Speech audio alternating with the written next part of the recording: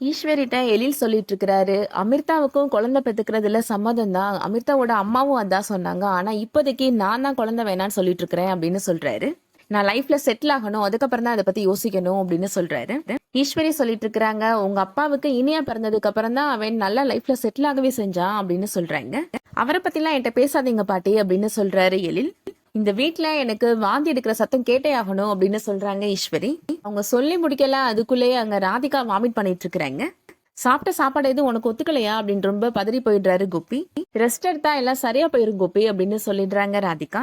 இதுக்கிடையில செலியன் ஏதோ கான்ஃபரன்ஸ்க்கு அட்டன் பண்ணணும் அப்படின்றதுக்காக ஷர்ட் ஆர்டர் போட்டுட்டு இருக்கிறாரு. பாக்கியா இப்போ அவங்க வராங்க, நீங்க 2 பேரும் தூங்க போகலையா அப்படின்னு கேட்டுட்டு இருக்கிறாங்க. எனக்கு ரூமுக்கு போறதுக்கே ரொம்ப பயமா இருக்குமா அப்படின்னு சொல்றாரு செலியன். ஜெனி முன்னாடி மாதிரிலாம் இல்லம்மா, என்கிட்ட கேள்வி மேல கேள்வி கேட்டுட்டே இருக்கிறாமா அப்படின்னு சொல்றாரு. பாக்கியாவே சொல்றாங்க, நான் உன்னை குத்தி காமிக்கிறேன்னு நினைக்காத செலியா, அந்த மாதிரி ஜெனியை மாத்தினது நீ தானே அப்படின்னு சொல்றாங்க. அவ கேள்வி கேட்டானா பதில் சொல்லு, உன் மேல நம்பிக்கை வர மாதிரி நீ தான் நடந்துக்கணும் செலியா அப்படின்னு சொல்லி அட்வைஸ் பண்ணிட்டு இருக்கிறாங்க. எழில்கிட்ட சொல்றாங்க, பாட்டிட்ட நீ இந்த மாதிரி குரல் வசதியெல்லாம் பேசாத அப்படின்னு சொல்றாங்க. சரிம்மா, இனிமே நான் பாட்டிட்ட கோவமா பேச மாட்டேமா அப்படின்னு எழிலுமே சொல்லிடுறாரு. இதுக்கிடையில இப்போ நைட் ஃபுல்லாவுமே ராதிகா வாமிட் பண்ணிட்டே இருக்கிறாங்க. மார்னிங் கோபி எழுந்ததும் நம்ம பக்கத்துல இருக்கிற ஃபார்மசிக்கு போய் ஏதாவது மெடிசன் வாங்கிக்கலாம் அப்படின்னு சொல்றாங்க ராதிகா. என்ன மெடிசன் சொல்லு, நான் வாங்கிட்டு வந்துடுறேன், நீ எதுக்கு அலையிற அப்படின்னு கோபி சொல்றாரு.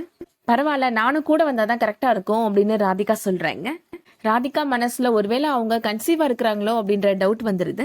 2 பேருமே இப்போ மெடிக்கல் ஷாப்புக்கு கிளம்புறாங்க. அப்போ ஈஸ்வரி காலையிலேயே 2 பேரும் எங்க கிளம்பிட்டீங்க அப்படின்னு கேட்கிறாங்க.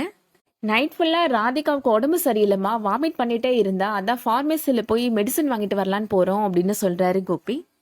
ஈஸ்வரி சொல்றாங்க, எனக்கும் நைட் ஃபுல்லா சத்தம் கேட்டுச்சு, நான் கூட பக்கத்து வீட்டுல தான் நினைச்சேன் அப்படின்னு சொல்றாங்க. ராமமூர்த்தி சொல்றாரு, உடம்பு முடியாததோட நீயேமா போற, அவன் போய் வாங்கிட்டு வரட்டும் அப்படின்னு சொல்றாரு.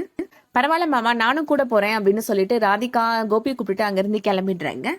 உடம்பு முடியாதப்ப கூட நம்ம சொல்றதை கேட்க மாட்டா அப்படின்னு ஈஸ்வரி வழக்கம் போல ராதிகாவை திட்டுறாங்க. இதுக்கிடையில இப்போ ராதிகா மெடிக்கல் ஷாப்புக்கு போய் பிரெக்னன்சி கன்ஃபர்மேஷன் கிட் வாங்கிட்டு வந்து செக் பண்ணி பாக்குறாங்க. அவங்க சந்தேகப்பட்ட மாதிரியே அந்த கிட்ல டபுள் லைன் காட்டுது. என்னது இது, ஏதோ கோவிட் டெஸ்ட் மாதிரி ஏதோ பாத்துட்டு இருக்கிற அப்படின்னு கேக்குறாரு கோபி. இது பிரெக்னன்சி பாக்குற கிட் கோபி அப்படின்னு சொல்லிட்டு இருக்கிறாங்க ராதிகா. நான் பிரெக்னண்டா இருக்கிறேன் கோபி அப்படின்னு சொல்றாங்க. கேட்ட உடனே கோபி ரொம்ப சந்தோஷப்படுறாரு. ராதிகாவை தூக்கி சுத்துறதுக்கெல்லாம் ட்ரை பண்றாரு. நான் சொல்றது உங்களுக்கு புரியுதா கோபி, நான் கன்சீவா இருக்கிறேன் அப்படின்னு ராதிகா மறுபடியுமே சொல்றாங்க. அப்பதான் அவருக்கு நிலைமையே புரியுது. என்னது, நீ கன்சீவா இருக்கிறியா அப்படின்னு ஷாக் ஆயிடுறாரு. ஈஸ்வரிக்கு இந்த விஷயம் தெரிய வந்துச்சுன்னா அதை வச்சு பெரிய பிரச்சனையே பண்ண போறாங்க. கோபி அதை எப்படி சமாளிக்க போறாரு, என்ன நடக்க போகுதுன்றத வெயிட் பண்ணி பார்க்கலாம். இந்த வீடியோ பிடிச்சிருந்துச்சுன்னா லைக் பண்ணிக்கோங்க. சீரியல் அப்டேட்ஸ்க்கு நம்ம சேனலை சப்ஸ்கிரைப் பண்ணிக்கோங்க. தேங்க்ஸ் ஃபார் வாட்சிங்.